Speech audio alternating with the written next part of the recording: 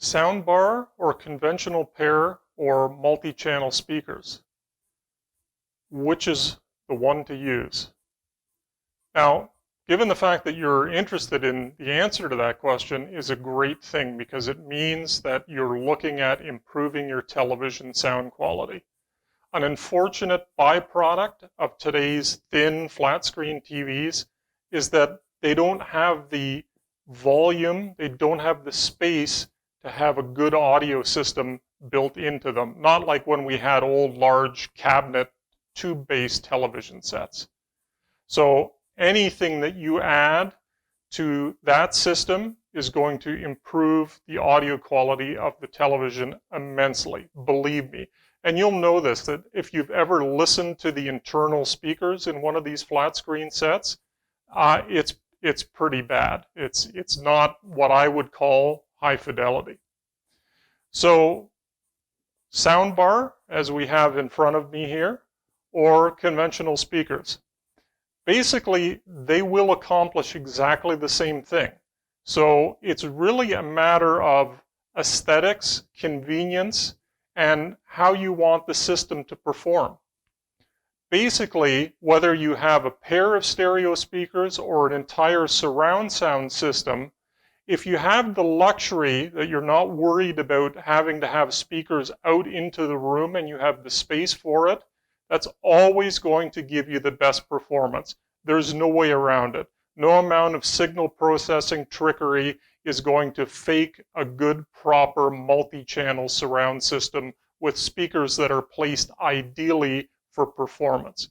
That's an unfortunate thing. But there's also complexity with those systems.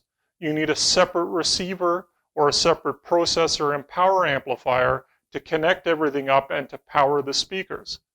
Now, there are some cases where you can get active speakers or wireless speakers that have built-in amplifiers, but typically those will only be for a stereo system, not for a full multi-channel surround system. Now, there is a middle ground. If you don't have the space to place the speakers out into the room, but you want better performance than a soundbar is going to provide, then you can look at on-wall or in-wall speakers that again can be placed spaced apart so that you'll get a better sense of space in image. Now, what if, on the other hand, you don't have the space, it's a smaller system maybe, the aesthetics mean that I don't want a whole bunch of equipment in my room, but I can tolerate one piece of equipment other than the television set, and maybe even hang it on the same mount as the TV that you can swivel with it. So that's a soundbar. And basically, all a soundbar does, no matter how many channels, because they come in a 2-channel, like this one, this Axiom Open Bar in front of me. You can find 3-channel ones that have the left and right and the center channel built in. Or there's some that will do some trickery to try and fake surround channels by bouncing things off the wall or changing the alignment of drivers using digital processing. I don't find that those work very well, but again, we're talking about anything that you do to improve your television sound, no matter what it is going to be better than the built-in speakers, okay?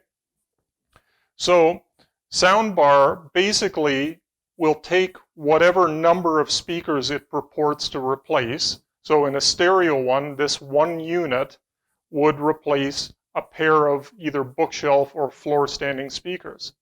The nice thing is that most soundbars, not all, but most soundbars have all of the electronics and the power amplifiers built inside. So really, it's an HDMI cable or an optical cable from the television set to the soundbar and then plug it into the wall. Now, soundbars are very compromised on their own because there, again, isn't a lot of cabinet volume. Part of this is aesthetics. It would look really silly to have, a 1.5 or 2 foot deep speaker sitting on the wall under this nice thin svelte television set. So they tend to actually be, fairly shallow to match the aesthetic of the TV and not stick out too much. But what that means is that we don't have the volume the internal air volume inside the cabinet to get real bass. Now, again, there is some processing and trickery we can do to fake bass, but typically what will happen with those systems is that you'll get decent bass at very low listening levels, and then as soon as you turn it up, the bass disappears and it will sound thin. So what you're going to find, most sound bars, like the Axiom Open Bar, will have a separate subwoofer. And that subwoofer is a small box that can be conveniently placed by an equipment shelf or in the corner or wherever it fits into your room. And whether it's wired or wireless doesn't really matter. It now helps to fill out those bass octaves that the soundbar can't reproduce on its own. So basically we can get excellent performance from a soundbar and even better performance from a discrete, separate, multi-channel speaker and home theater system. But again, anything you do to get rid of listening to those internal speakers in the TV is going to be better. I will point out one thing that's very important to keep in mind. If you think that you're going to buy a soundbar with a little subwoofer for $99 and have it sound like the best thing that you've ever heard, it's not going to happen. Think about how much you spent on your television set, and you should be dedicating at least that amount of money, if not more, on the audio to go with it. It's a good rule of thumb. You have an $800 TV, an $800 soundbar would work. So the other thing that I'd like to caution you is that soundbars are one of the most badly overrated in terms of specifications of any audio component out there. You'll see soundbars for $99 or $149 that claim to have 1,000 watts or 1,500 watts. Complete nonsense.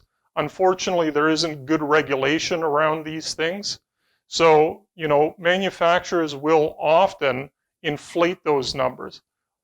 One of the things that I would suggest doing is, look to a dedicated loudspeaker manufacturer like Axiom. I'm not saying it has to be us, but a company that their main business is building loudspeakers and not building every type of electronic gadget under the sun.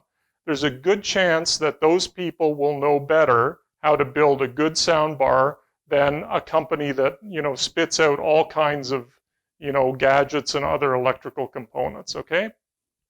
So I hope that's been helpful. It's not really that big a mystery. Speakers or soundbar, it really comes down to aesthetic preference. Thanks.